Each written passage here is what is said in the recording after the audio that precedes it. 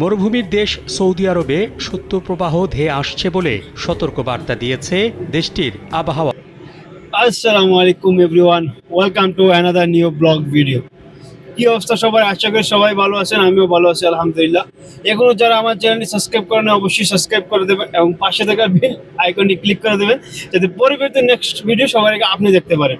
তো চলে আসলাম নতুন আর কি টপিক নিয়ে। প্রিয় প্রবাসী ভাইয়েরা, কি অবস্থা সবাই? আশা করি ভালো আছেন, বিশেষ করে আমার সৌদি প্রবাসী ভাই ব্রাদাররা যারা বর্তমানে সৌদি আরবে আছেন তারা অবশ্যই জানেন সৌদি আরবের আবহাওয়া খুবই রাফ চলতেছে।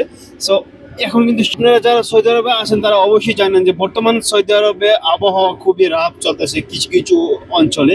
সো এই বিষয়ে আপনার সাথে কথা মরুভূমির বলার দেশ জন্য সৌদি আরবে চলুন শৈত্যপ্রবাহ ধেয়ে আসছে বলে সতর্কবার্তা দিয়েছে দেশটির আবহাওয়া দপ্তর। ন্যাশনাল সেন্টার ফর মেট্রোলজি প্রকাশিত পূর্বাভাসে এনসিএম জানিয়েছে 14 ডিসেম্বর থেকে সৌদিতে শৈত্যপ্রবাহ শুরু হতে পারে এবং তাপমাত্রা শূন্যের নিচে -3 ডিগ্রি সেলসিয়াসে নেমে যাওয়ার আশঙ্কা রয়েছে। এনসিএম এর মুখপাত্র হুসাইন আল কাহাতানি সাংবাদিকদের জানিয়েছেন, সৌদি আরবের তাবুক, আল জাওয়া, উত্তরাঞ্চল ও পূর্বাঞ্চলীয় প্রদেশগুলোতে কনকনে ঠান্ডা হাওয়া বইতে শুরু করবে।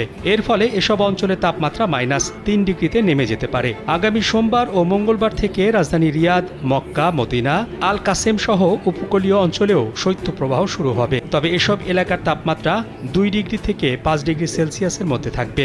এনসিএম সতর্ক করেছে, শীতল কনকনে বাতাস এবং ঝোড়ো হাওয়ার কারণে বিভিন্ন এলাকায় ঝড়ের আশঙ্কা রয়েছে।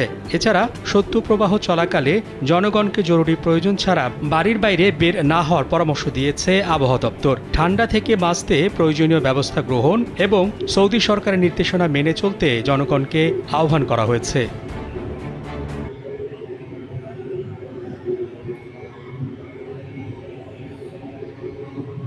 আপনি দেখতে পারেন। সো ভালো থাকুন, সুস্থ থাকুন, আল্লাহ হাফেজ।